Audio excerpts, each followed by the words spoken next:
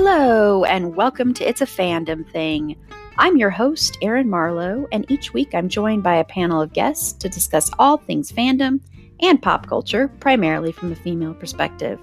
You'll find everything from fanfic, to cosplay, to Schitt's Creek, to Supernatural, and everything in between. So put on your favorite piece of fandom merch, set aside that fanfic that you're writing about your OTP, and sit back and enjoy this week's episode.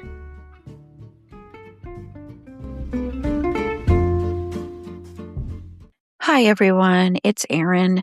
I just wanted to say a few words before we get into the episode.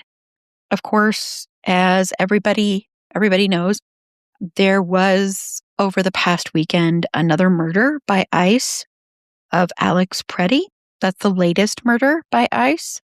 There have been quite a few murders by ICE for this year. And I'm also going to include, when I list the names here in just a second of all the people killed by ICE, I am going to include the name of someone who was killed December 31st, but I'm including his name in this list of people killed by ICE, murdered by ICE. So I'm going to list those names first, and then I just have a couple of things. I'm going to just some call to action and just a couple of words. So these are lists of people killed by ICE this year: Keith Porter Jr., Geraldo Lunas Campos, Luis Gustavo Nunes Casares, Luis Beltran Llanes Cruz, Renee Good, Parati Law, Javier Sanchez Dominguez, Victor Manuel Diaz, and Alex Preddy. And this, of course, also doesn't include all of the people that are in the concentration camps, the internment camps, the ICE facilities, all the people that are there right now, and triggers, of course, for abuse and mentions of assault here. There are reports that the food that, because some of these facilities have children in them too. And there are reports that at some of these places, concentration camps, internment camps, that at some of these places the food has mold, worms. They're not getting food. They're not getting medical attention that they need. There was a ICE person who worked for ICE terrorist, who said that allegedly what he was doing is he was letting this one woman see her husband, who was in one of these ICE quote unquote detention facilities, which is just too kind of a word for these places. But in order for her to see her husband, he was assaulting her, sexually assaulting her. This is just a little bit of what's going on. I am putting out a plea to all of my fellow white people that we need to wake up and we need to do something. This is our problem. This is white supremacy at work. This country has a long, long history of stuff like this. This country was founded on a genocide. This country was founded on colonialism. This is not something new. Jim Crow, slavery, go back and back and back, the Japanese internment camps. You just keep going and going and going. And if you look back on our history, there is so much that white Americans have done in this country, and we never learn from our mistakes, or I don't want to call them mistakes. We never learn from our atrocities that we have committed. We haven't learned from them. And I think some white people are kind of waking up to it, but I still don't think they realize that this is very much a product of the United States. This is something that's been going on forever, because you keep hearing people say, this is not America. It is. It's just white people. We have lived in our privilege bubble for so damn long that we can't see that. And also, we don't learn from our fucking history. Our previous leaders, the Bush administration, both of Bush administrations, Reagan administration, because people are like, I want a better Republican, and look back at these people. They were so nice. No, they have thousands and thousands of lives, so much blood on their hands. A lot of the issues we have right now in this country can be all traced back to Ronald Reagan, who, him and his wife, Nancy, were absolutely vile, repulsive human beings. So we need to remember that, because what will happen if we survive this, as a country, if we defeat fascism this time, which white people, we can do it. We can defeat fascism. If we do that, we need to remember this. We need to remember before that, because we don't do that. We like to just go, okay, we defeated it. We're good now. We're good white people now. We're good. And then like a decade later, another politician's going to come along that will be just like this current fascist regime. It'll be just like Trump and JD Vance. And if we haven't learned from this, we're going to ignore that. And then they'll get elected. And then we'll go, oh, remember the days of Trump? That was so much better. We can't do that. We have to stop doing that. Okay. We have to stop doing that. And we have to wake up and realize this is our problem to solve. Okay. We cannot do what we always do, which is go, okay, well, we are there to support you, but, we're just going to rely on Black men and especially Black women to solve this problem for us. We can't do that. We can't, because it's our problem. It's our mess to clean up. And even if you're out there going, oh, well, I'm not racist, so this doesn't apply to me. You can't use that as an excuse not to do anything. So a big thing to do, if you're not going out there and you're protesting, or use your voice, just make sure you're speaking up and saying something. Check the fact that you cannot be okay and be friends with people that are actively trying to murder and kill and destroy and commit genocide.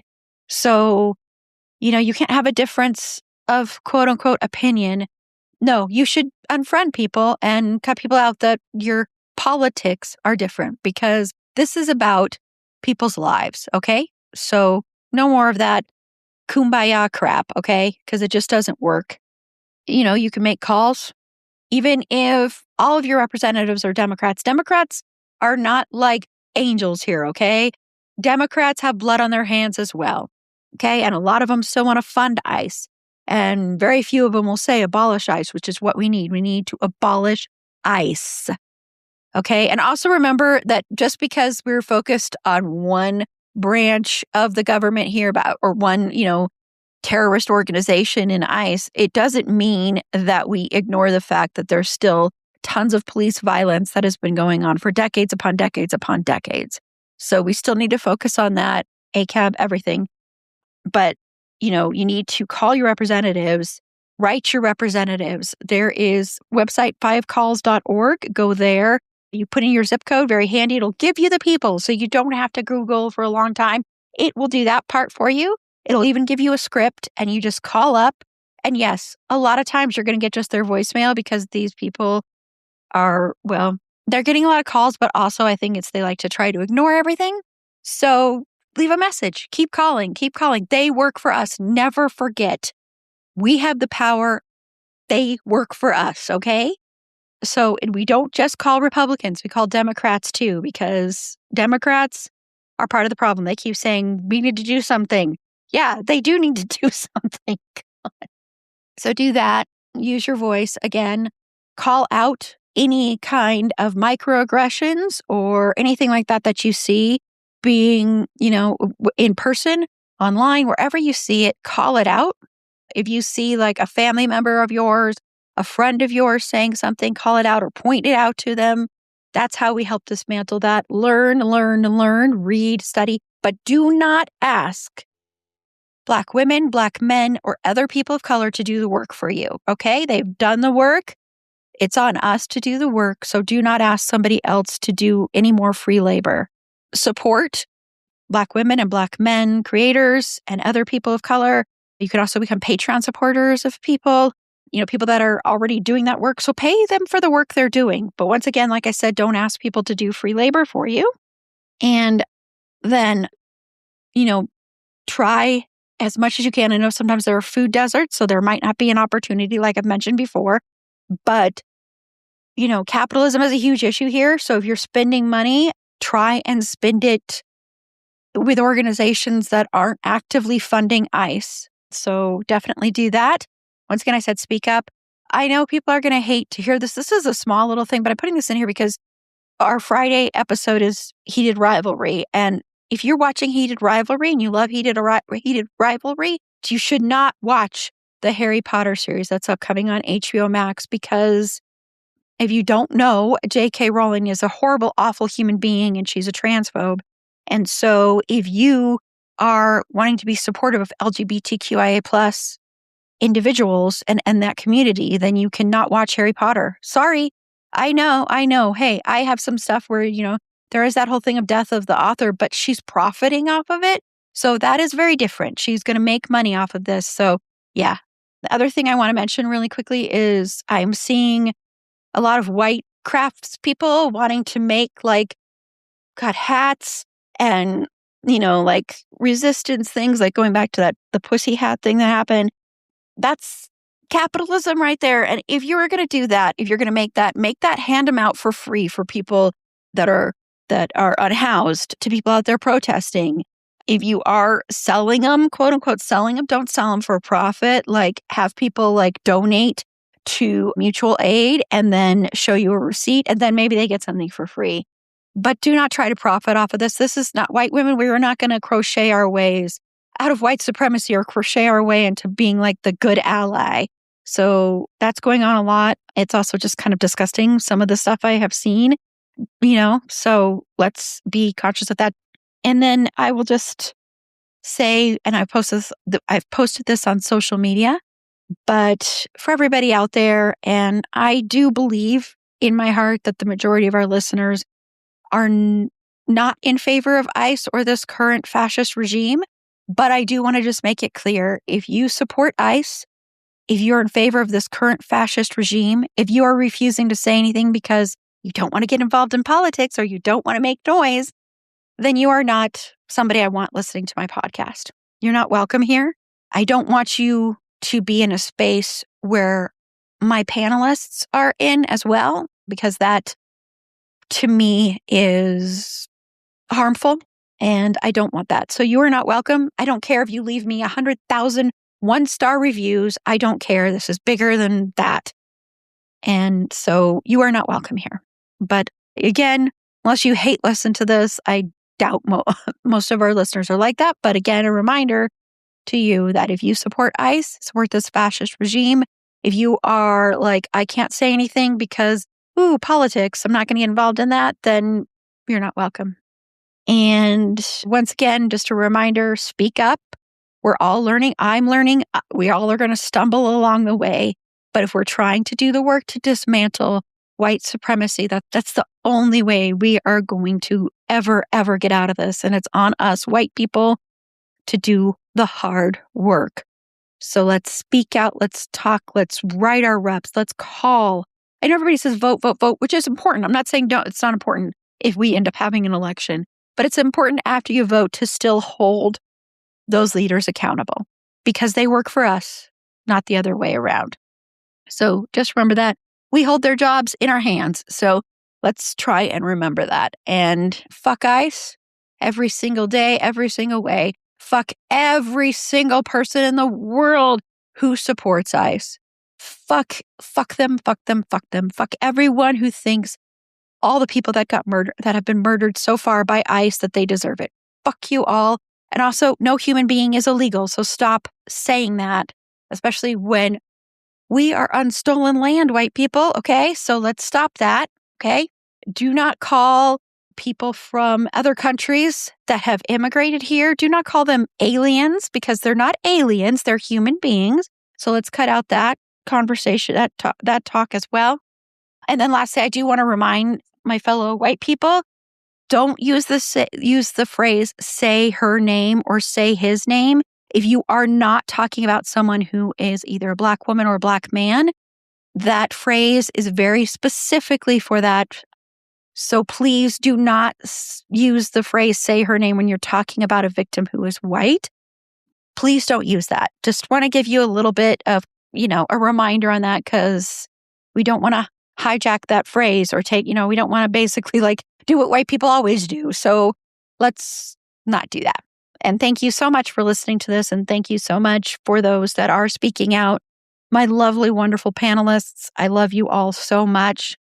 And I know it's scary and it's such a terrifying time. And it feels like making a podcast, talking about movies, all that stuff feels so not consequential, like inconsequential. It feels like almost like, why are we even doing this?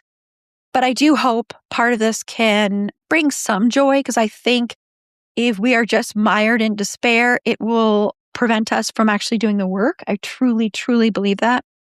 It'll make us kind of frozen in fear. And so I think we do need a little bit of that levity, but as long as we're also speaking out and doing the work. And also, art is inherently political. So I do think having these conversations are good things to do. We try to do that on this show. We try to, we do some silly stuff, but we try to also have good conversations about really important things. And I do think our pop culture and fandom news episode this week and our heated rivalry episode this week, I think they both do that so well, especially our heated rivalry. I think we had a great conversation, Meg, Ishel, and I think we had a great conversation. So I hope you enjoy Wednesday's episode and Friday's episode, because I'm putting this at the beginning of both of those episodes. So I hope you enjoy both of those episodes. And thank you for listening. And remember, fuck ice. Hello, and welcome to It's a Fandom Thing. I'm your host, Erin Marlowe. And on this episode, we are going to be talking about the show Heated Rivalry. I got lots of requests to cover this. So yes, I am happy that we were able to get this in sooner than I thought we were going to be covering it. So I am excited to talk about this with my two lovely panelists. So first up is Ishel, who last year they helped put on the new convention that'll be happening again in 2027 called Queers and Quills. So I thought it was really, really important to have you on here too. So hello, Ishel. Hello, Erin. Happy to be here. I'm so glad to have you on. And then also joining me is someone who's just slightly into this show, Meg. Hello, Meg. Hi, Erin. What do you mean? No, I'm very happy to have you both on here to talk about this show. So I'm going to give some IMDb information. We're going to be spoiling things too. So if you have not seen the show, make sure to stop us, go watch the show on HBO Max, and then come back and tune into our thoughts. So from IMDb, two rival hockey stars at the top of their game face an unexpected challenge when they develop feelings for each other, complicating their careers and the sport's expectations. The series was created by Jacob Tierney, and it is based on the book series Game Changers by Rachel Reed. And I guess that was also originally a fanfic, right? A Stucky fanfic, sort of. That's what I've heard. There were rumors about it, but Rachel Reed has said no. No. Okay. So that is wrong. So everybody hearing those rumors out there, I had heard that before it was posted in our Discord, but I guess those rumors are not true. So just to put that out there, which it wouldn't be, I'm not saying it would be a bad thing if it was true or not. I just had heard those rumors as well. So it stars Hudson Williams as Shane Hollander, Connor Story as Ilya Rozanov, Francois Arnaud as Scott Hunter, Cassini Daniela Karlamov, and I'm sorry, I just totally butchered your name, I apologize, as Svetlana, Robbie GK as Kip Grady, and there are a ton of other people in here too. I'm going to stop right there because the cast list is very, very long. But trigger warnings, of course, for homophobia. There is like sports violence, so I don't know if that would be a trigger for anyone out there. There is like use of homophobic language as well, so big trigger for that. Do my panelists have any trigger warnings they want to add before? Suicide. Oh yeah, duh. Oh my God, Erin. Sorry, that was stupid of me to forget that. So yes, suicide is a big, big, huge trigger warning as well.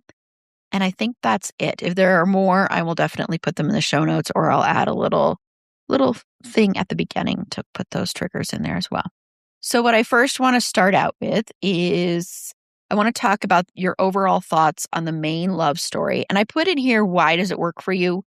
Just because I assumed it did for both of you, but if it doesn't for any reason, or if there's something that doesn't work, please go ahead and feel free to add that as well. And of course, that is the love story between Ilya and Shane. So, Ishel? It actually did not work for me. I'm kidding. No, it definitely did work for me. I mean, I am a lover of love stories. I am not a romantic person in my real life, but I love to observe romance in the real world, and definitely in like fiction that I consume. And so, yeah, I thought it was really cute. And I love a story that is a slow burn where like these feelings kind of develop and evolve over time. And I'll get into that a little bit later. But I love that part of it. I loved that it was just kind of romance for the sake of romance. I mean, things that are written in the romance genre have certain conventions and certain beats that they have to follow. And there are all these creative ways that you do it. An author does it in their own voice, and that's what makes it unique. But there are just like, these are the things that have to happen. There are these two people, they have a meet cute. There are feelings. There has to be something that keeps them from truly being together the way they want to be together. Then they get together, something happens that pulls them apart, and then like they get back together, happy ever after. Like that's the, that's the journey. And so it definitely followed that journey, but with its own voice and kind of in its own world. And yeah, I thought that the actors did a really good job in these roles. I kind of like that they were actors that I had not seen in other things before. A lot of times when it's like that, it's easier for me to just kind of like lose myself into a show. So yeah, I thought that's what made it work for me. It's this sweet story of people who just kind of earnestly are into each other, and even though they shouldn't be for reasons that are valid to them, whether or not they're valid to anyone else, they're reasons that they shouldn't be. And it's not necessarily because they're gay. Like that's not the reason. It's just like, hey, in this world, we are the two people who are not supposed to be together because of our rivalry. But despite that, love does what love does, and it pulls them together anyway. And I really loved getting to see that. I loved the humor in the story and the differences in their personalities, and how even that, like how they kind of would work with each other, rib each other on that, where he's like, oh, that's where you get your boring from. So I really loved that. There were specific scenes in it that just kind of let you see what is happening in each individual character's world. So it also kept them as individual people, even though this is a love story, so it's about the couple. I really liked getting to see the things that made up these two individual men. But yeah, overall, it just really worked for me. Awesome. And Meg, I know this doesn't work for you at all. So Not at all. I'm a totally normal person. Yeah, it absolutely worked for me. I think I also love romance. I love love stories. I have been a reader and consumer of the genre since, God, at least like I've been reading romance since I was like 11 years old. And all of them, anything I can get my hands on, generally, I try and like, I want to love it because I find so much comfort in the happily ever after. I love the beats that romance takes because it helps me to be able to deal with the anxiety and the pain that they're going through, knowing that it'll be okay in the end, as far as my general love for romance goes. As far as Ilya and Shane goes, I love that so much of their conflict isn't even necessarily like there's no villains in with Ilya and Shane. I think they have trouble communicating with each other in a lot of ways. I think part of that is a language barrier. I think a lot of it is a cultural thing. Ilya is a bisexual man from Russia, and this is 2008 is when the story starts, and it's dangerous for him to be openly bisexual, not just because of his job as a hockey player, but then the real fear that he might lose his visa if he gets kicked out of the league and have to go back to Russia, which is dangerous for him. And I think Connor Story and Hudson Williams, I don't know if either of you have watched any interviews of the two of them. yeah, I have. They're so wildly different than their characters. And I think for me, I had like almost had to watch their interviews to really recognize just how good they are. And I think I love how they relate to each other. I love how Hudson Williams depicts a person on the spectrum who doesn't know that he has autism, but it's something that's kind of shown, and how Ilya adjusts for Shane in a lot of ways, and how Shane adjusts for Ilya.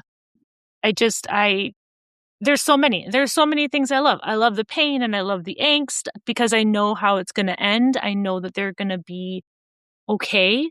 I also love when they finally get that chance to relax together and you see them be silly, or see them finally be able to let their walls down with each other and actually like when they finally have a chance to have a real conversation instead of both of them skirting around the issue.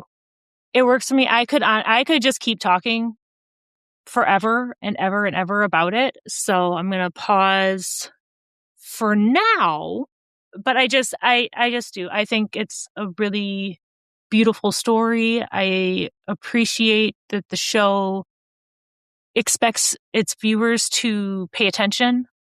And like when we talked on Wednesday's episode about like the distracted viewer and stuff like that, this is not a show that will work for you if you are not paying attention, because so much of the communication, so much of what is what you're going to be seeing. It's not just what they're saying to you, and they're not going to keep feeding you what's going on over and over throughout the story. So I really appreciated that a lot.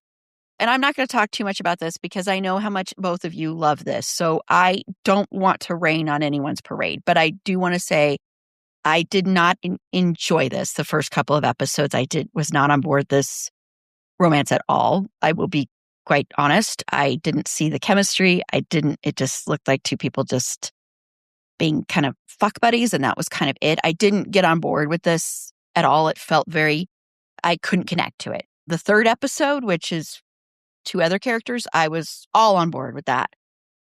But I will say that when it got to episode 5 and episode 6, I came around more and I started liking Ilya more because I hated him. I'll be quite honest. I didn't like the character at all.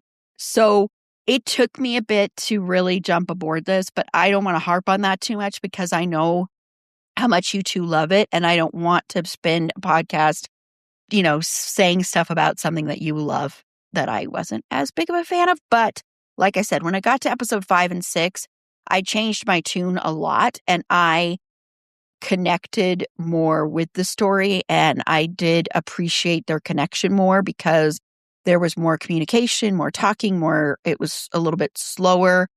I think that was my big thing is I kind of wish the series, like the first part of it had been about like it.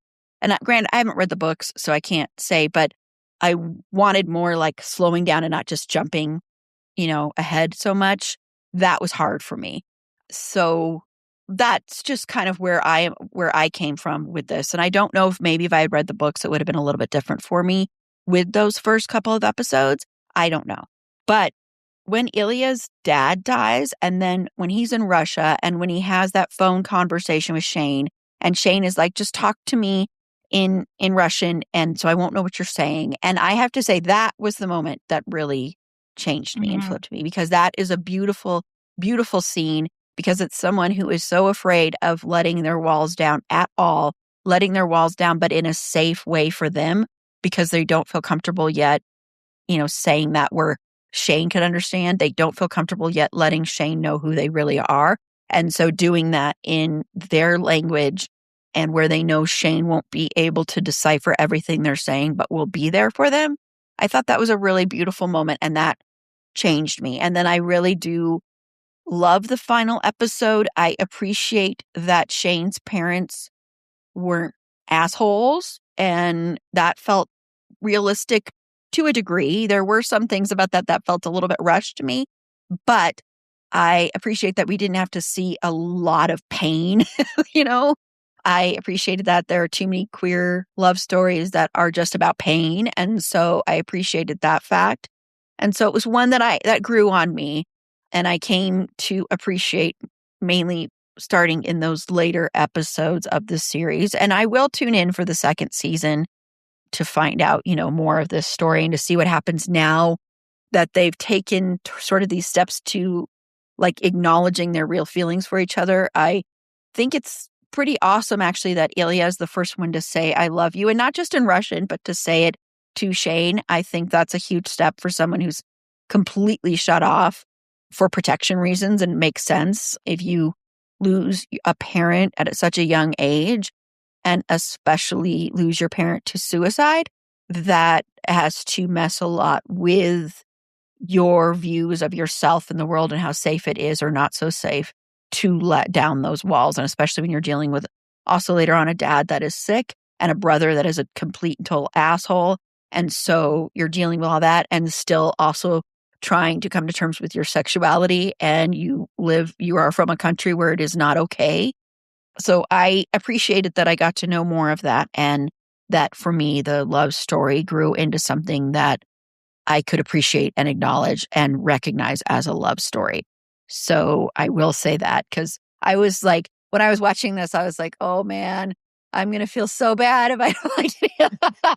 So it's an emotional slow burn is kind of the base of that. Like, that's where their trouble comes from, is when they were just sleeping together, it was fine because Shane hasn't accepted his sexuality yet. He doesn't accept that he's gay until episode 5. I think episode 5 is like the big episode for so many people.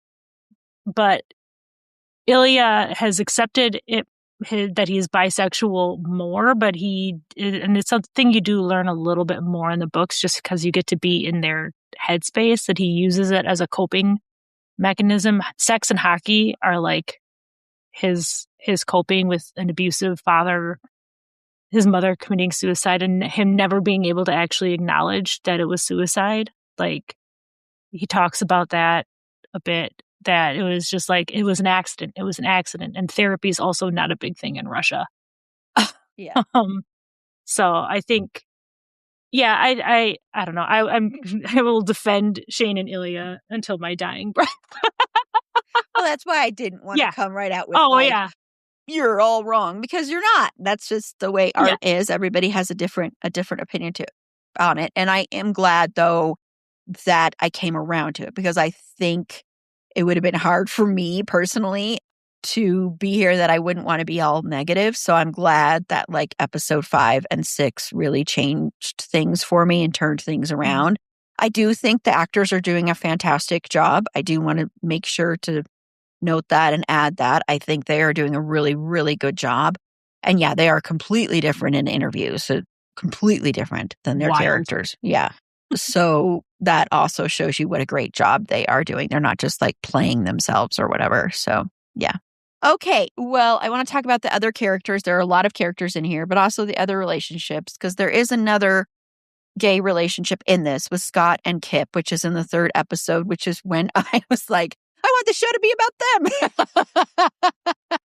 them. Have I got a book for you? That's what I've heard. I've heard there's a book about them. So, Ishelle, what are your thoughts on the other characters and relationships? Okay, let me just, are we being perfectly honest today?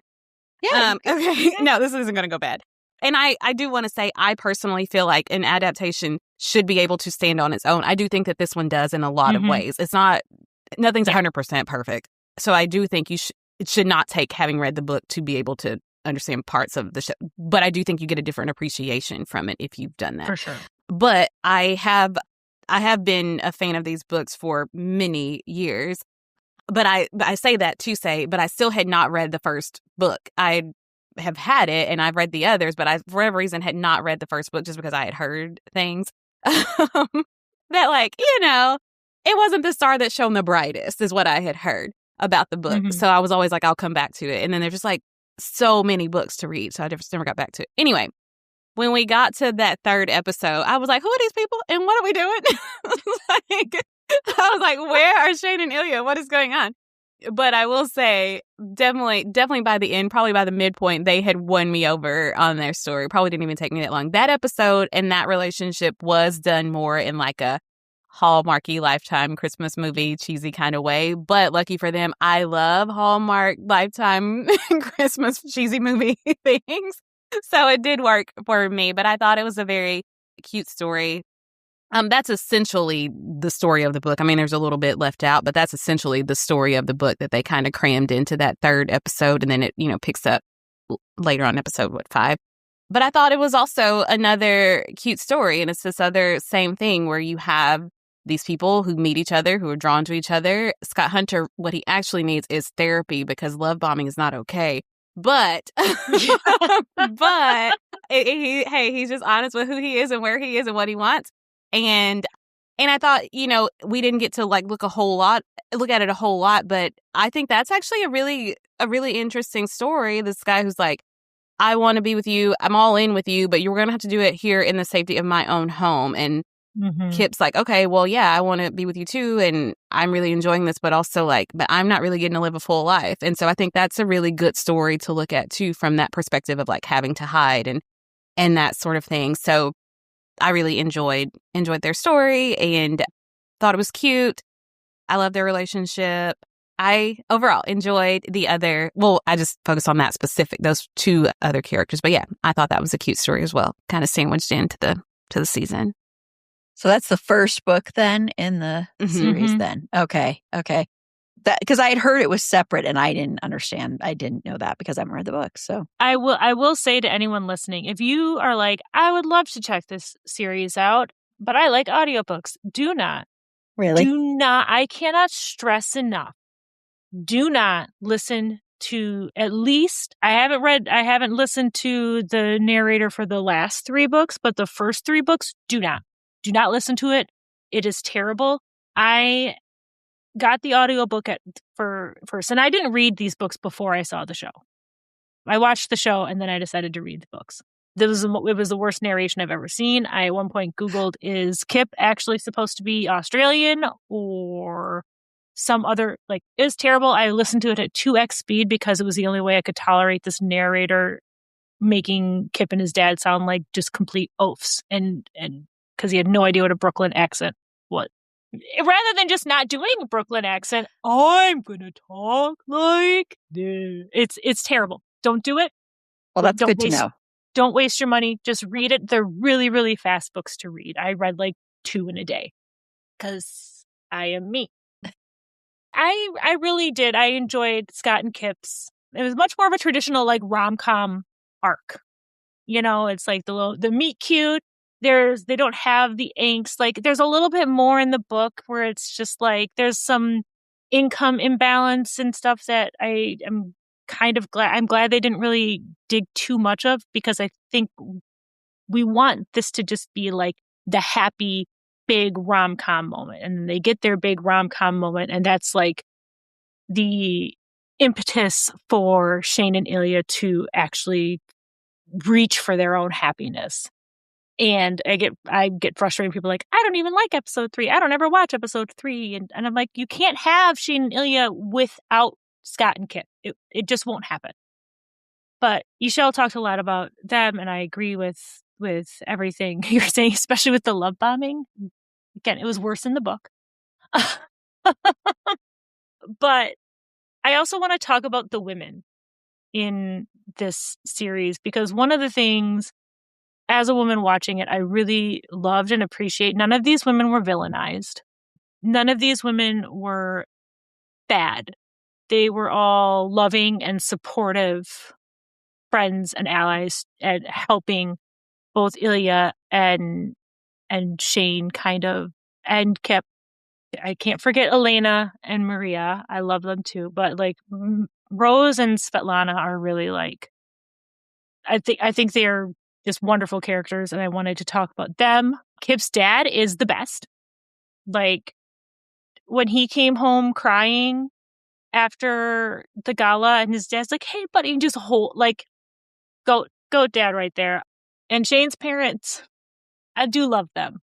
Yuna, I'm so excited for everyone to see more of Yuna, I guess, in the world. But I really appreciated the other characters in there, with like the 2 exceptions I have of characters I didn't like.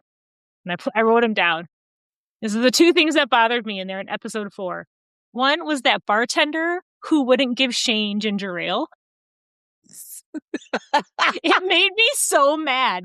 And she's like, "Do you have ginger ale?" And he's like, "Well, I do, but..." And I'm like, "You're a terrible bartender. What if he's sober?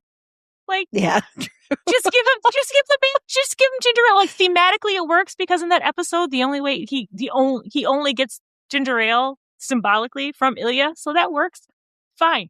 But you're a bad bartender. Like and then you say Shane Hollander can have whatever he wants except ginger ale, except the thing he fucking ordered. That bothered me so much. Like, clearly, this is the thing I needed to get off my chest. It's a good point, though. Yeah. And the other thing, and it's not that I don't like the character, but I had a moment of like, what are you doing to Miles? Why are you kissing on this man's neck? Yeah, that was a little That bit. made me really uncomfortable. Yeah. Like, I didn't like it, especially when consent is such a big thing in the show.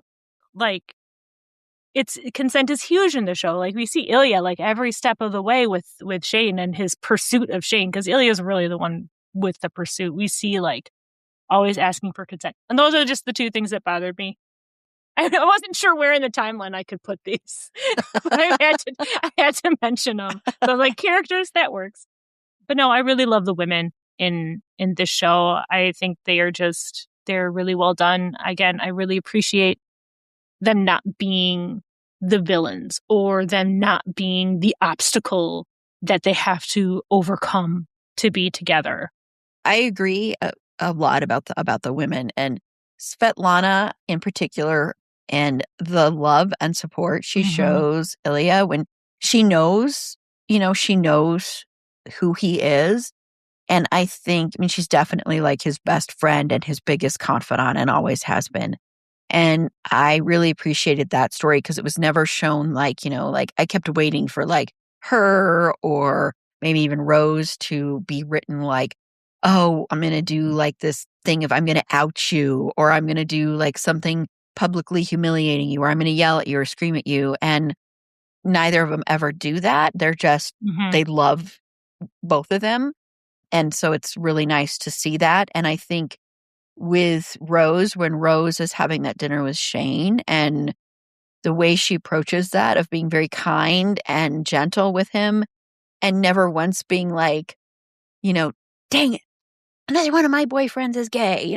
There's never that moment of like, oh, I must turn guys gay, because you would see that normally in other things where there would be like a joke about that or something. And there's never that moment. And I appreciated that. And I appreciated that she was never like, I don't know, that she wasn't treated as disposable or just a plot device. She's also a friend. And for people out there who watched Yellow Jackets, the actress Sophie Nealis, who plays Rose, also played Teen Shauna. She played Teen Shauna. So, and that's a totally different role in this. Oh my gosh. So just a little heads up there on that as well. If you didn't know that, people out there, if you haven't watched it, of course, if you haven't watched it, you've listened this far, you've been spoiled for a lot of things. So yeah. Now for the love story that I guess I like more than both both of you, for Scott and Kip. And the reason I say, and I get it, it is very much more of a romantic comedy. But the reason I say that when I saw that, I went, oh, I wish this series was about this. And I found there's the divide where there are people that they like this more than the other. And it's never like the same people. So it seems like people, if they don't connect right away in the first 2 episodes, they love episode 3. And then vice versa, it seems in the fandom for a lot of people, is that I felt the chemistry quicker. And I really loved the character of Kip. And I thought it was a really interesting story that I wanted to see drawn out more and slower. And I understand what you're saying about the love bombing. I actually, to be quite frank, and this is just me being maybe just totally like wanting to skip over it, I didn't even consider that until you both mentioned that. And I think it's just because I just liked this one a little bit more. And like I said, episode 5 changed a lot of things for me, but I loved the end of episode 5. But see, I wanted it to be like where maybe there was like, you have like the first season be like them and then the second season be, I don't know. It just felt like because it felt so rushed, because it felt like it kind of had to be, because that wasn't the main focus. And so because I loved it so much, that's why I kind of wanted to see it drawn out more, but it would have been hard to do when that's not your main focus. So I like them. I like their chemistry. I like the actors a lot. And I agree, Meg, the relationship between Kip and his dad, you very, very rarely ever see a relationship like that between a father and a son, where the father is so emotionally available. Yeah. And where it's this healthy relationship where he is just there and ready to provide any comfort that his son needs at that moment. And that is such a rarity that I really, really appreciated that a lot. So yeah, I second that. And I do like Shane's parents. It was so fun to see Dylan Walsh back, because I always think of Dylan Walsh from the Nip Tuck days, and I hate his character so much in Nip Tuck. And so it's so nice whenever you get to see him playing like actually nice, kind people. So I always get a kick out of that when I'm like, oh, hey, it's you from Nip Tuck. I know he's done other things, okay, but that's what I associate him with all the time. He also was in the horrible remake of the Stepfather movie. Yeah. So he was the bad guy in that too. So, but I do like Shane's parents. I do. I did appreciate that they were so accepting of Shane.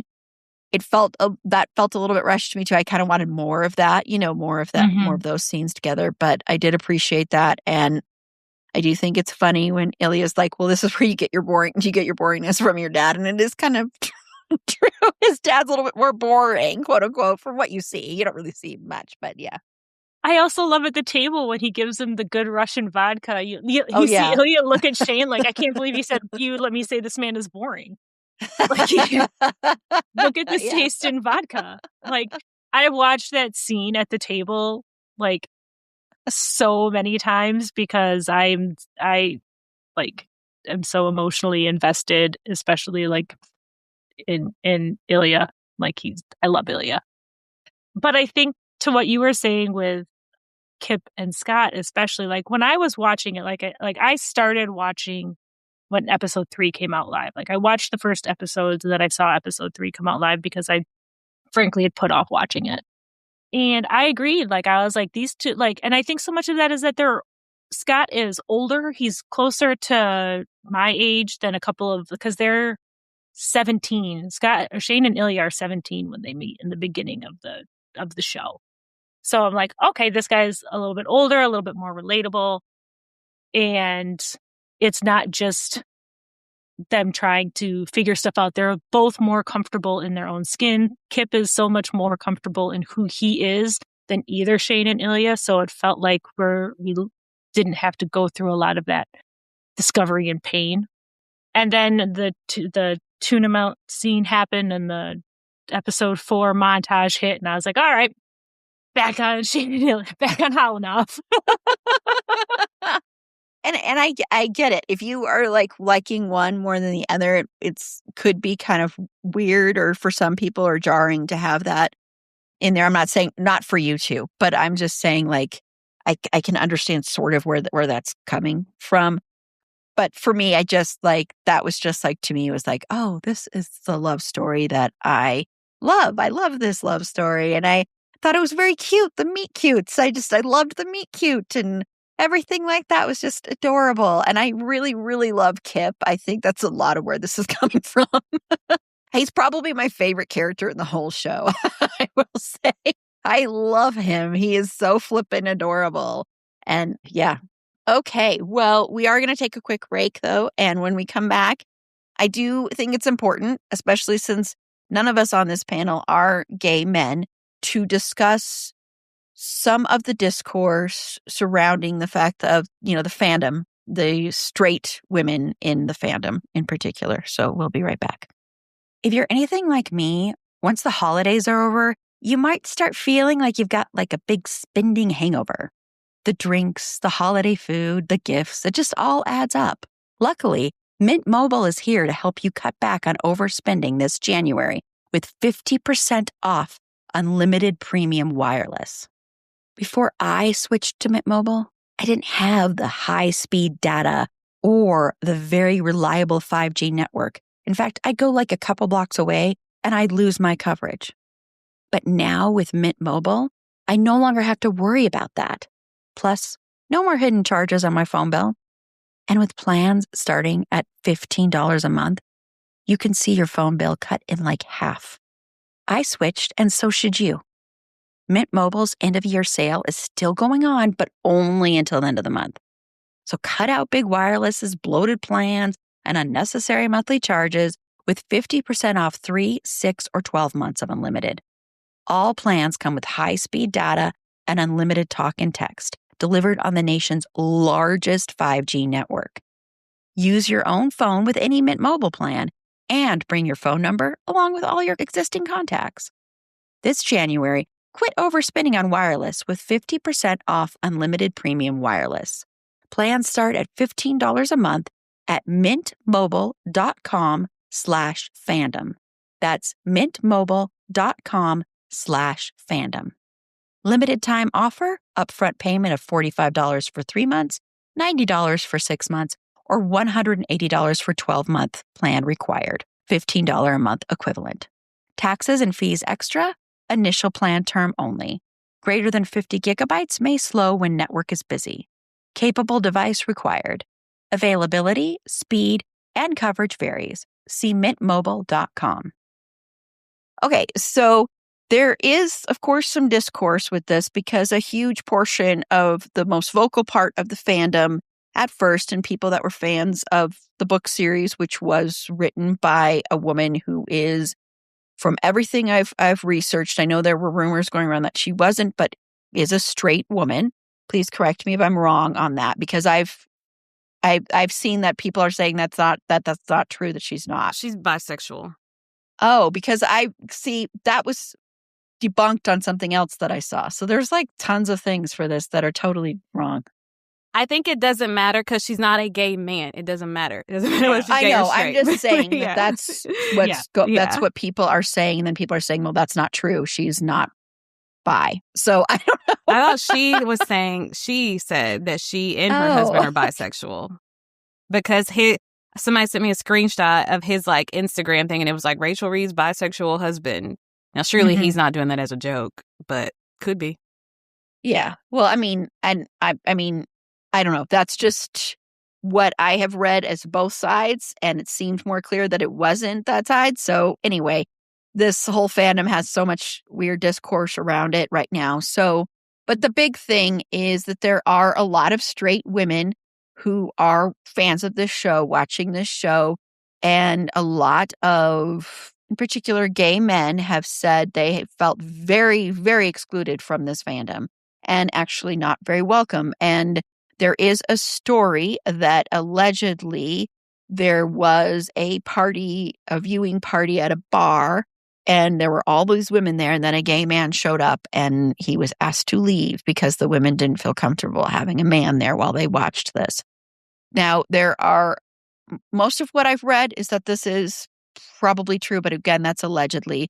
But it is true that there are, you'll see accounts of people saying that of straight women feeling like this is kind of their fandom, or they own this fandom, and then gay men feeling not welcome in this fandom. And so you hear from people in the community feeling very like ostracized from a show that's about their community. And there are also some people that have called this a sapphic love story, which it is not a sapphic love story. So yeah, that's another thing that has gone around too. So I did want to talk about this because I think it's important, because this is very reminiscent, and when I get to my turn, I'll talk about it, but it's very reminiscent of what happened with Queer as Folk when Queer as Folk first came around. And it still happens with Queer as Folk, but it really happened when the show first premiered. So, Ishelle, what are your thoughts on all of this? Just heavy sigh about all of it. I don't even know that I have words for people who will do everything but the work. I mean, if you want to fight about something, go fight to protect queer and trans lives if you want to.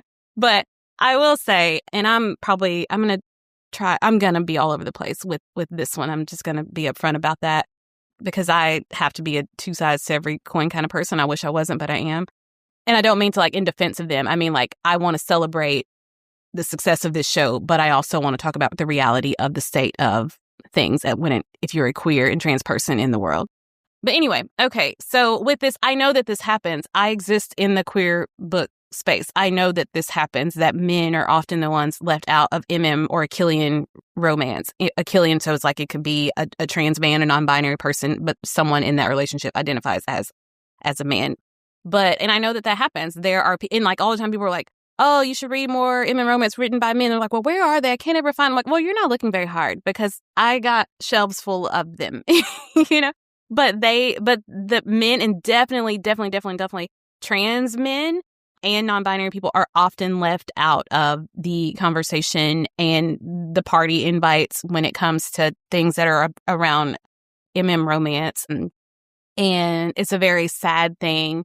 And it's like, well, this is for us. And like, we all know that romance is largely consumed by women. We all know that, but that doesn't necessarily mean that you own that. Now, some things may be written to that gaze. I personally felt like when I was watching this show, I don't like to get involved in people's personal lives. I don't want to know anything about these actors. Like that's just not how I consume art. I don't want to watch your interviews. I don't think there's anything wrong with doing that, but that's just like not how I consume art. I let you be this character and then you are your real person. I don't know your real person. I just know this character. But anyway, I know that women are in large part the consumers of romance, but they're not the only consumers of romance. That's what I was saying. When I was watching the show, people were saying, well, this is written for the female gaze. I'm like, okay, well, even if Rachel wrote it that way, which that's debatable and that's on her, I can't tell you whether she did or didn't. When I was watching the show, I said to myself, because that's what I mean, I don't watch the interviews, I didn't know. I said, I bet this was directed by a gay man. And so I asked my gay friends who had already watched it. I was like, hey, was this directed by a gay man? They said yes. And I was like, I felt like I could tell that.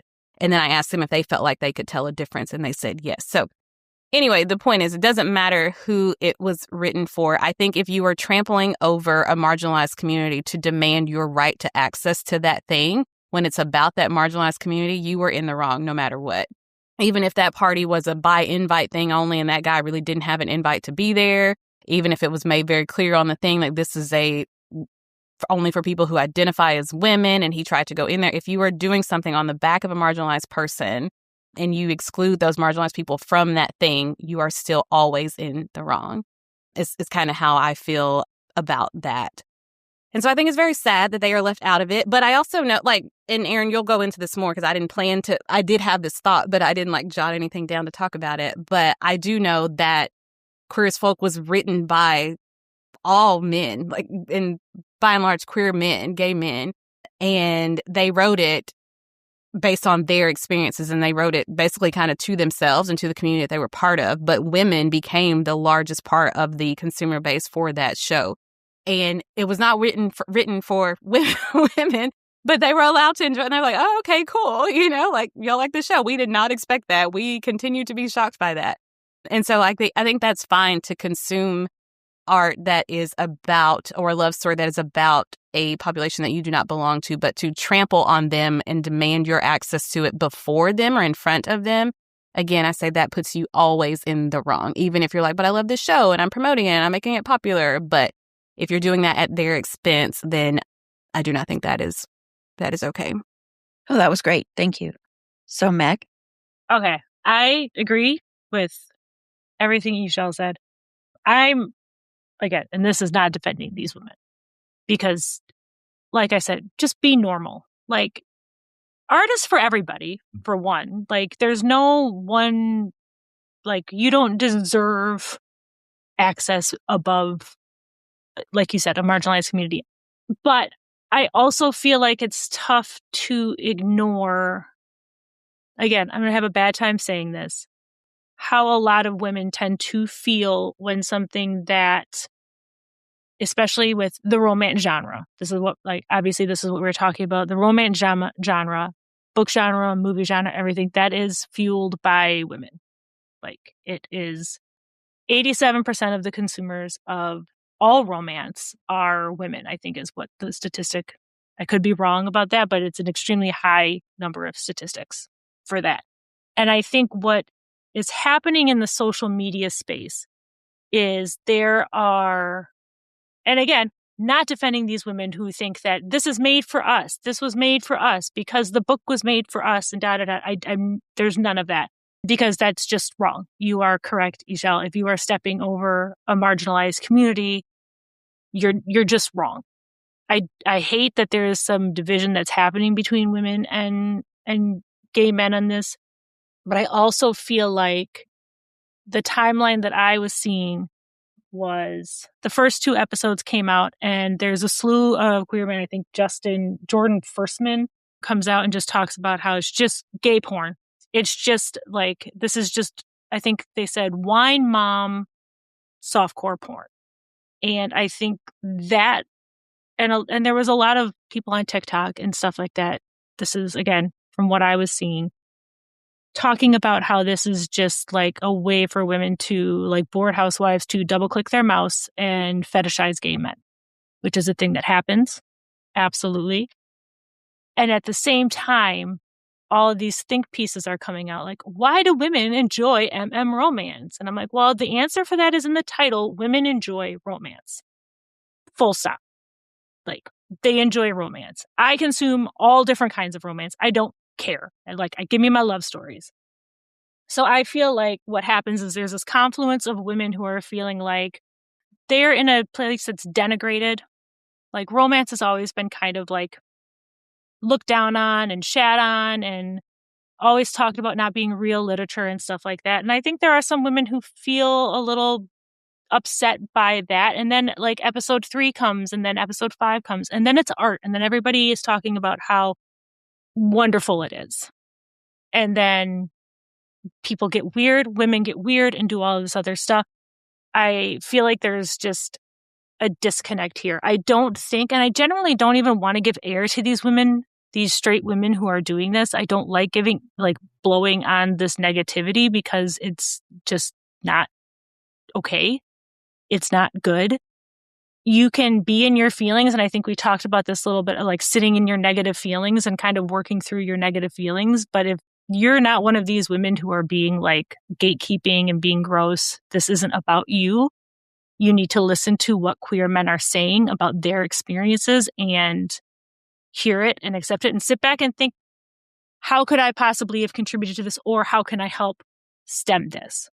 But I think, again, I'm so tired. I don't want to sound like I'm defending these women because I'm really, really not. I think there is a different side of women who are just kind of feeling like when something that's traditionally women, and I mean romance, becomes big and popular, there are several times that women get pushed out of that space because it comes more mainstream, and men start to like it, and then women get pushed out of that space. It's happened in other genres and other things before. And I think there's some defensiveness of that. And I'm not saying that's right, because being a woman does not excuse you from being homophobic. Being a woman does not excuse you from misogyny, or being a gay man doesn't excuse you from misogyny either. And I think that it's a nuanced situation that I think a lot of people are taking very broad strokes and brushes with.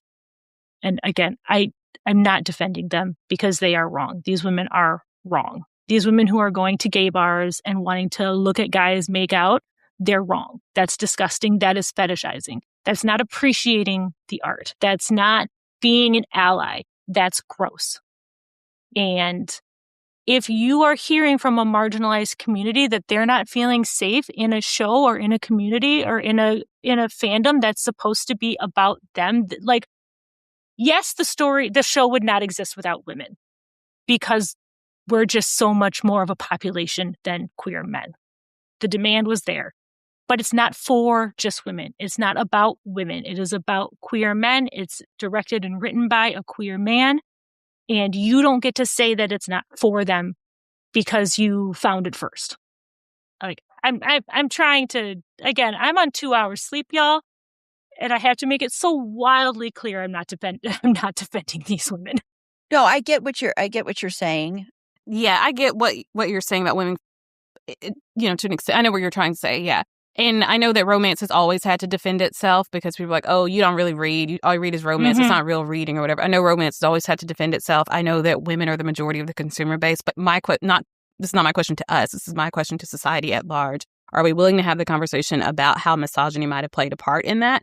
And I feel like sure. That's the better conversation for us to be having, where it's like men are not allowed to have access into these spaces because those are feelings and emotions, and that's not a masculine thing to do. And so then, of course, for the women who consume it, they get disregarded. It was like, oh, that's just emotions. That's just softcore porn. That's just your wine mom, whatever. And so that gets dismissed.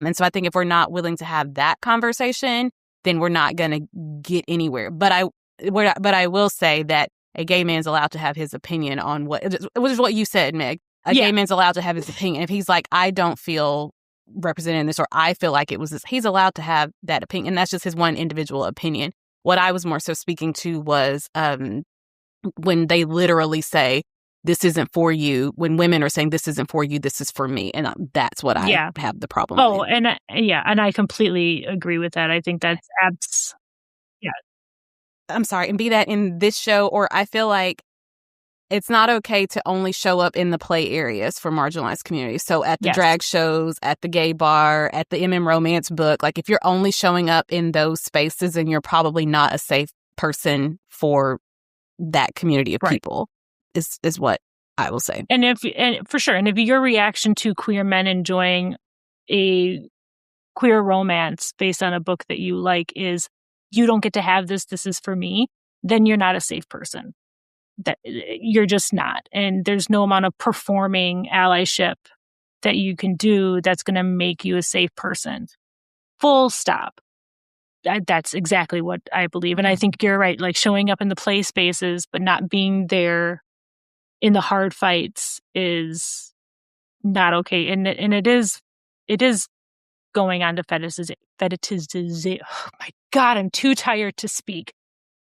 But I also feel like so much of this is just toxic masculinity hurting everybody in every way. There is no reason there should be this clash between women and queer men over this show. There's just no reason. And it's on women to chill the fuck out. Yeah, and I do think it's important that we're talking about this, though. I do want to say I thought it was very important because of the fact that we are not gay men, we're not bi men, and I thought it was very important that we acknowledge this.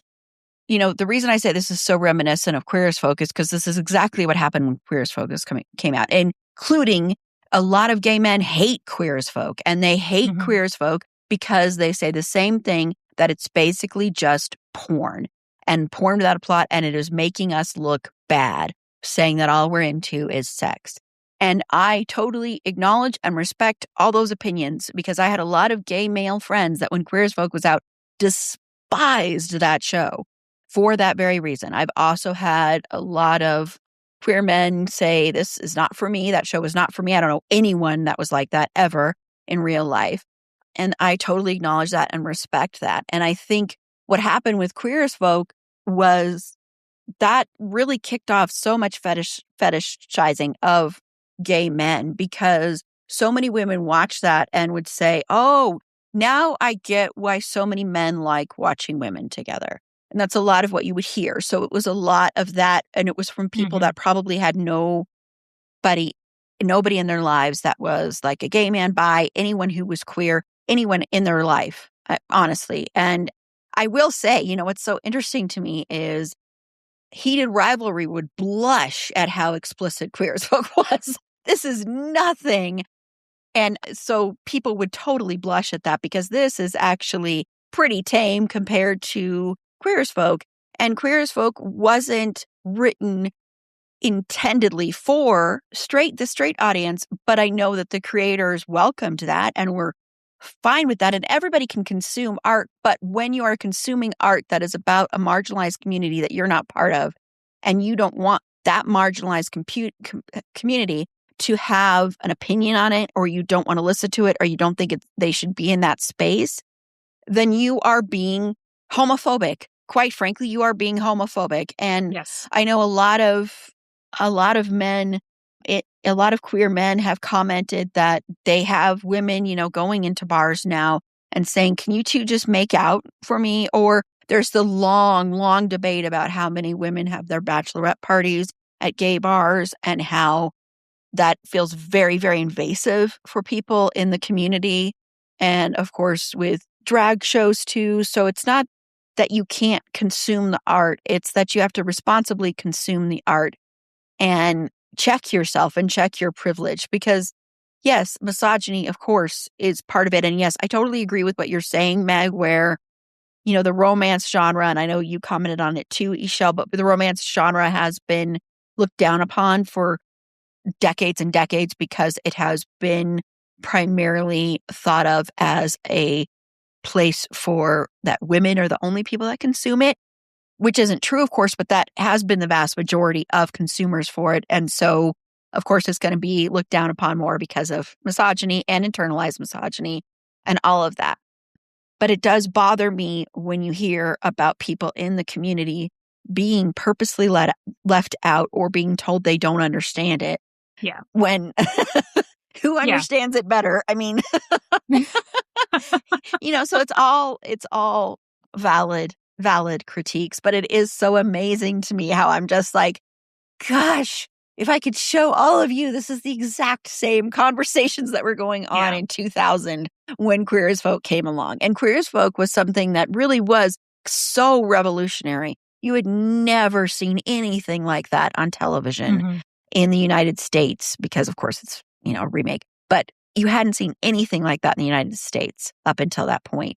And so that was so revolutionary. And I totally got why it felt like for people in the community that it was so sexual that it, they felt like it was more of a stigma and added to some stigma. So that was a totally valid argument. It's my all-time favorite show, but I totally understand that because that's not my community. So I can't say, hey, you're wrong for feeling that this is too sexual. For sure. And I see so many, especially like these straight women and stuff like that, and fans on Twitter and stuff like that. I think part of it, like just dehumanizing, not just queer men in general, but dehumanizing the actors who are on the show and being really gross, like being really weird, not even just parasocial, but like demanding to know what their sexuality or sexual identity is. And I'm like, that's none of your business. Their personal lives have nothing to do with you. And I feel like just the conversation when you talk about how queer, like this show would be blushing at Queer as Folk. This show is no more graphic than Bridgerton. It's not. But the titillation and the speculation and all the questions that get thrown at these actors and stuff are always so much about the sex parts. And there's not like crazy graphic sex constantly happening in this show. But that's such a huge focus on it. And it's like, we don't see that focus on heterosexual romances like that. We don't see them hyper focusing on the sex of Bridgerton really at all. And that itself is homophobic because it contributes to the fetishizing, like you're saying, the hypersexual and dehumanizing of these characters and these actors, because your titillation is because it's two men having sex. Yeah. Like, and that's just, it ignores the beauty of the love story and the character work and the art that is this show.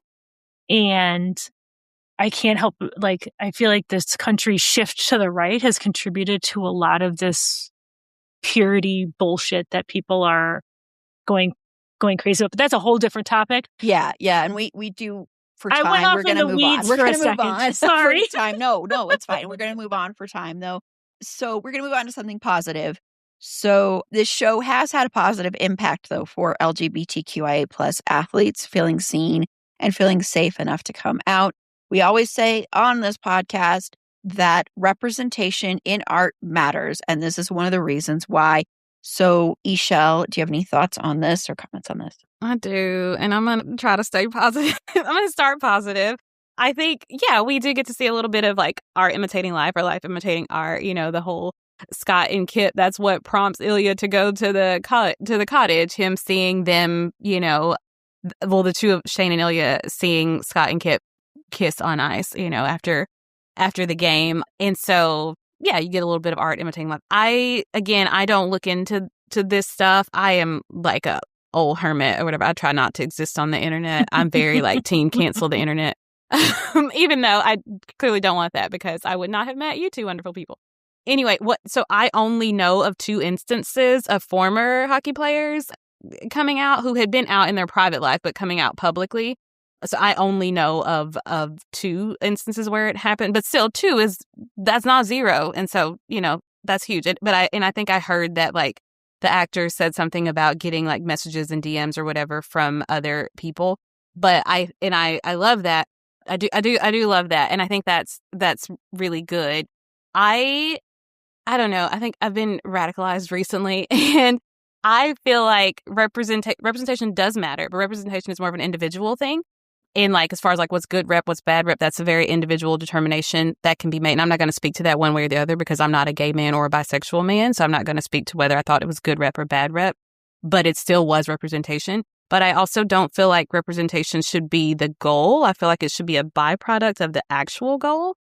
I saw this quote, and I'm probably going to butcher it, from this author, and this was a trans male author, and they were saying basically like representation it should be a consequence of marginalized people being safe and supported enough to make art for an audience willing to receive it with grace. And so that should be the real I wish there was more discourse and conversation about that right now. Like, Heated Rivalry has the world stage right now, and what are we going to do with it? If we're just going to sit here and talk about whether it's soft porn, whether it's good rep, whether it's too much sex, not enough sex, whether, whether the autism rep was good. If we're just going to sit here and talk about that, we're not doing anything. I mean, this whole thing happened with Red, White, Royal Blue when it came out in, what was it, like the summer of 2023 or whatever. And then people still went into the poll booths and played around in there. And look where we are when it comes to the rights of marginalized people, not just queer people, but, immigrants and all that stuff, And so I'm like,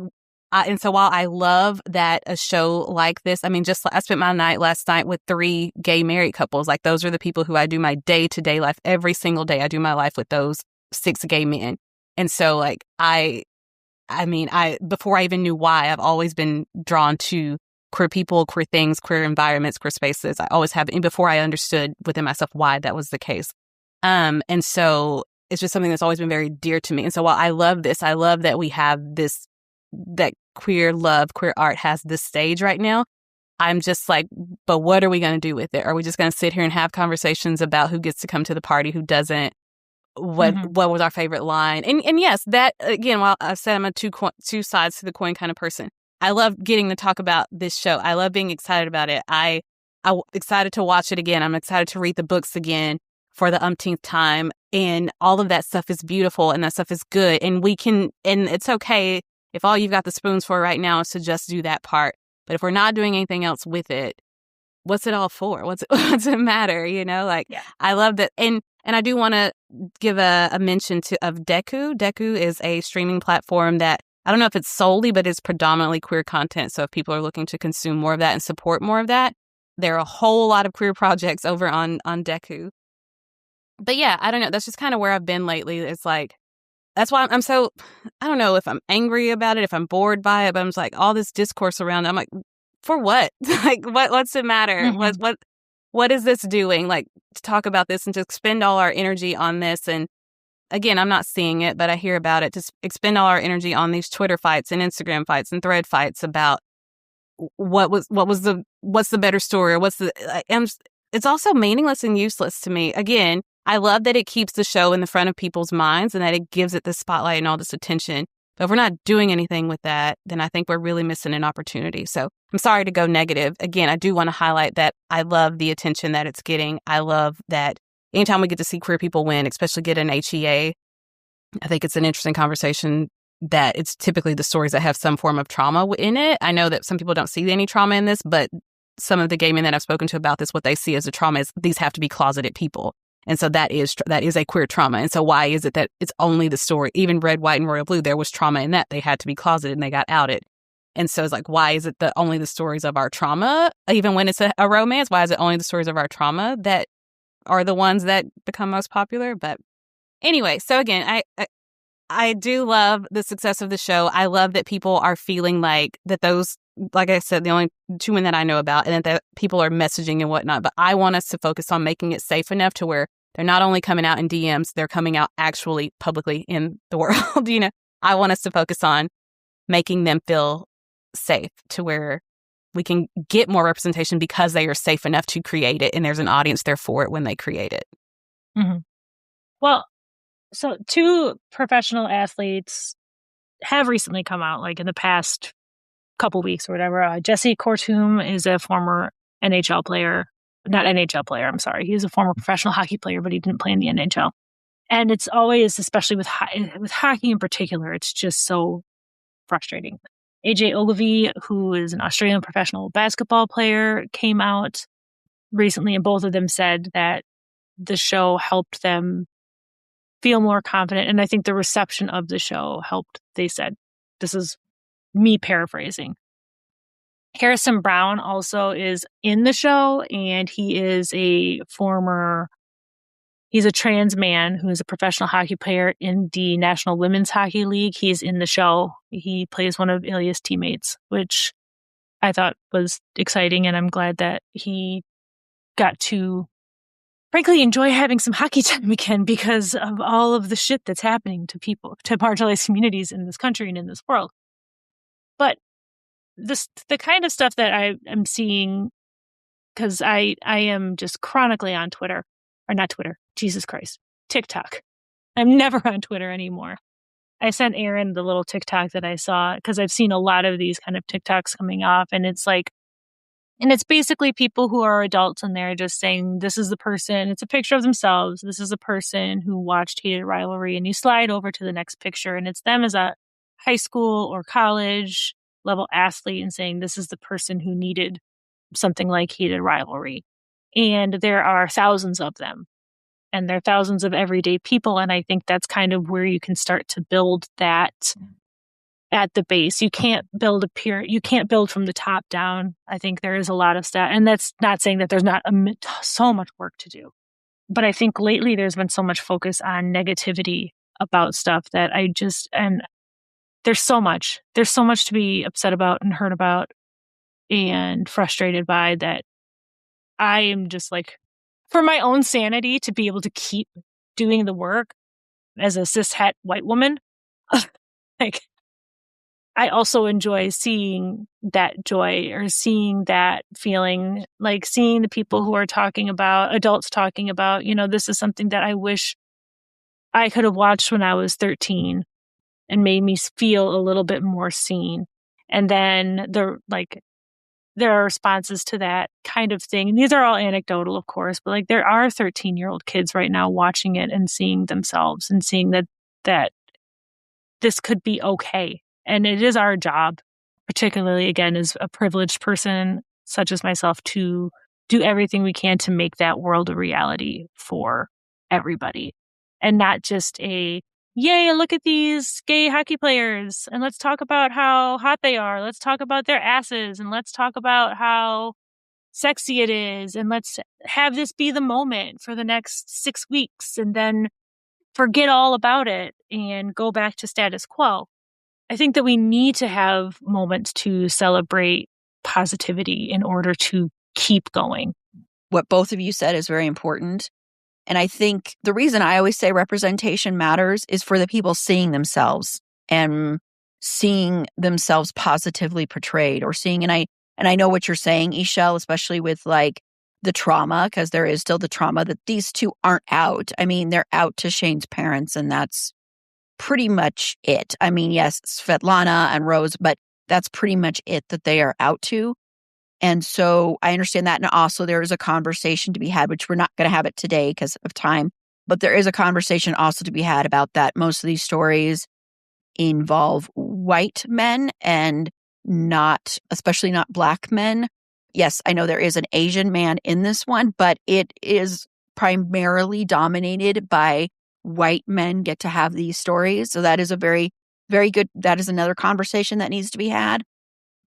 But I think, it is important to also celebrate some wins and to celebrate some joy and to celebrate the fact that people are feeling, if this makes them feel safe or seen, that I believe is an important thing, for trauma that's happened to me, for things that have happened to me, for positive portrayals of mental illness or anything like that. When I see that, it is empowering and it makes me feel better. I'm not in that community, so I can't speak for the queer community. I just think that it is very important to have representation, but it's important to have representation behind the camera. It's important to have representation in every aspect of life. And by that, I mean, it's important for people to be opening the doors for people and welcoming people in and not excluding them. And so that means that if you are watching something like this, that you also vote as well, that you vote to give rights and not take rights away. And so I think that is the important thing to remember if you are consuming this media and you're like, wow, this is great. but you also have to make your voice heard at the polls. You have to make your voice heard by contacting your representatives. You have to make your voice heard by talking about it. If you have a platform, you have to make your voice heard that way as well. And so it's not just like consuming the art, but not doing anything about it. But I think art is always important. Art will always be, art can change the world, in my opinion, and we can't not have it. And I think we have to also have bits of joy, especially right now, or nothing will ever change ever. So I agree with both of you with everything you have said. So we are going to take a quick break, and we are going to come back and quickly wrap up with just any other thoughts either of you want to share about the adaptation. So we'll be right back. Okay, so we are going to wrap up. Just, Ishel, any other quick thoughts you want to get in there? Yeah, so I just overall, I'll say I did really enjoy this adaptation. Adaptations are a challenge. I say that as a fan of Interview with the Vampire, but I am one of the few who love the show more than the books.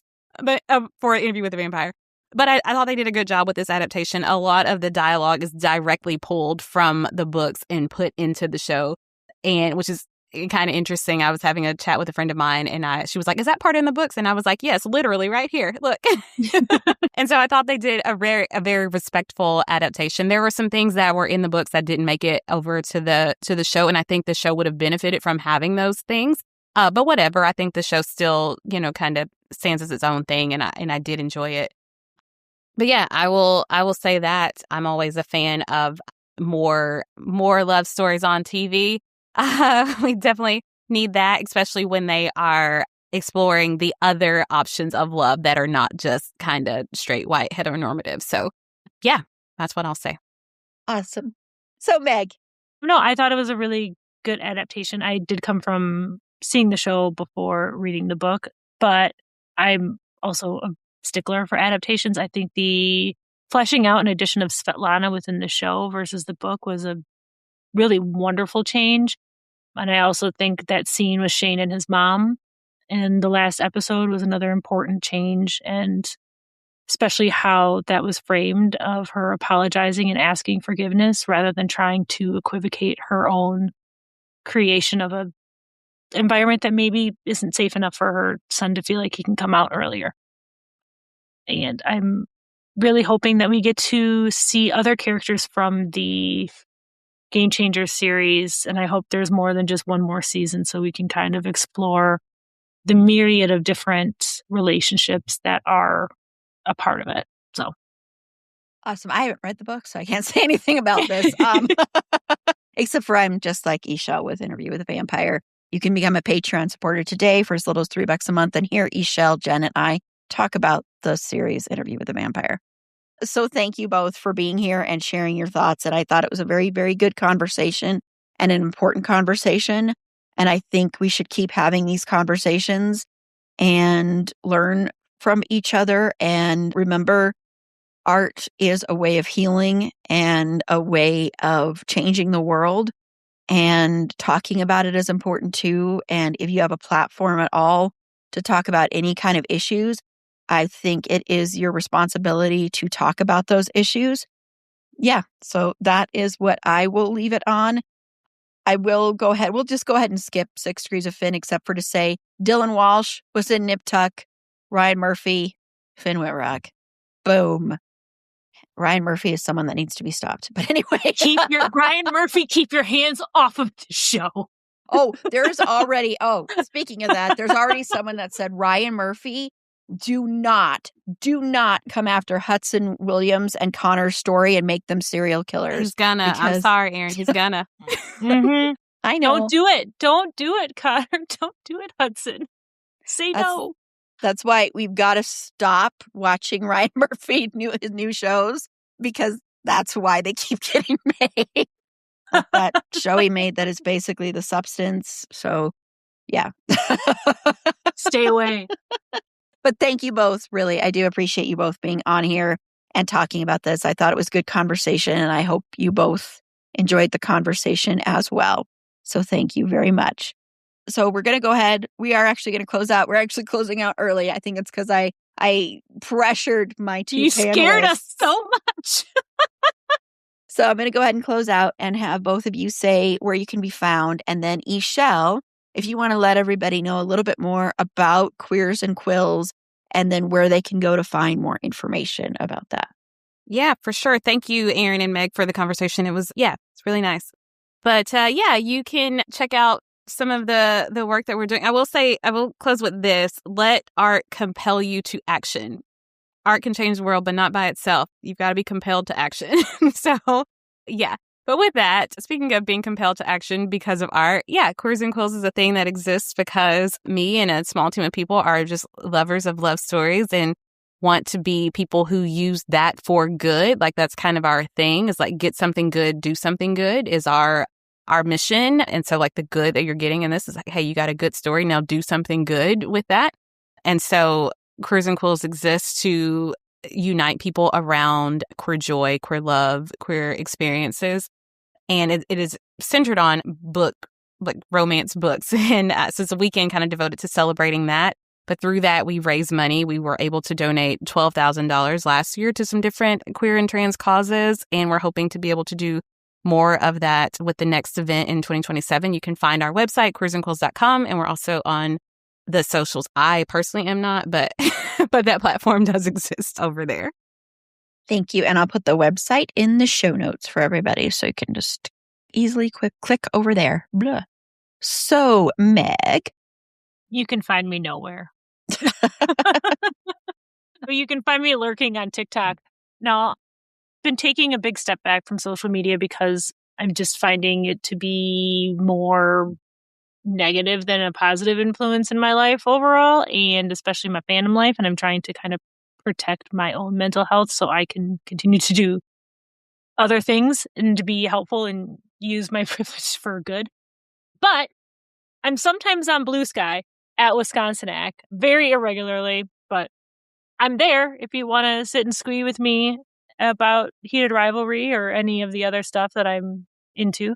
At Wisconsinac was WISCONSENNACH.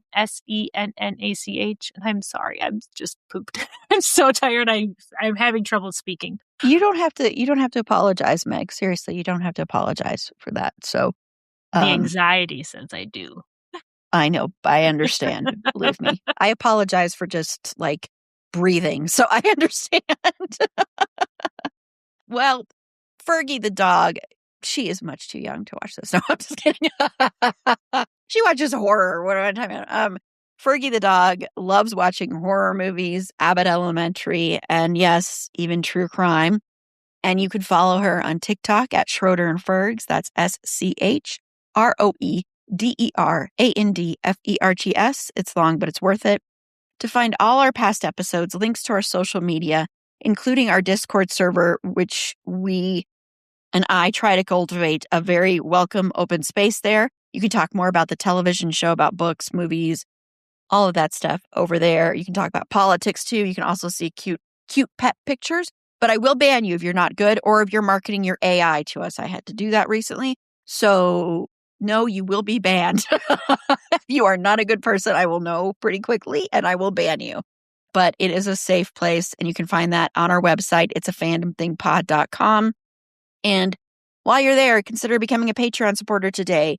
For as little as $3 a month, you get ad-free content, episodes a day early, and occasionally you get bonus content like the episode we did covering the TV show Interview with the Vampire, which finally, supposedly, we're going to get the third season this year. I don't know. I never believe anything anymore.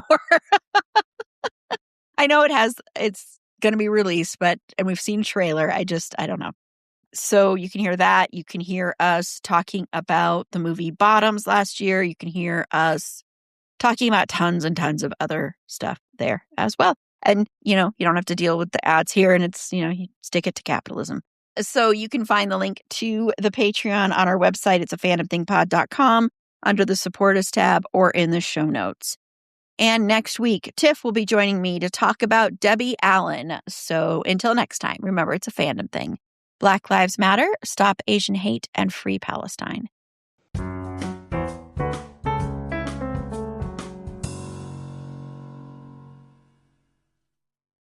It's true that some things change as we get older. But if you're a woman over 40 and you're dealing with insomnia, brain fog, moodiness, and weight gain, you don't have to accept it as just another part of aging. And with MIDI Health, you can get help and stop pushing through it alone. The experts at MIDI understand that all these symptoms can be connected to the hormonal changes that happen around menopause, and MIDI can help you feel more like yourself again. Many healthcare providers aren't trained to treat or even recognize menopause symptoms. MIDI clinicians are menopause experts. They're dedicated to providing safe, effective, FDA-approved solutions for dozens of hormonal symptoms, not just hot flashes. Most importantly, they're covered by insurance.